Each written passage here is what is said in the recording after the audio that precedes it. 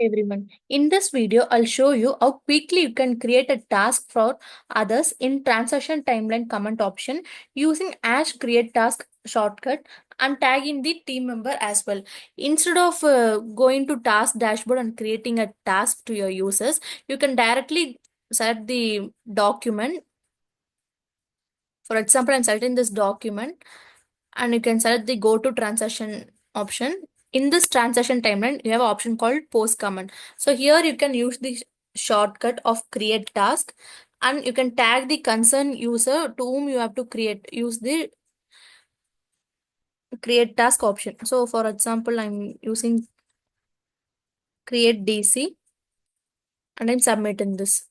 So automatically a task will be created for this particular user in the task dashboard. I'll show you that also. So you can go to task dashboard and here you can see assigned by me. And here you can see the task which I have created in the transaction timeline as created here itself. So you can use this shortcut option for creating a task. I hope this video finds helpful for you. Thank you.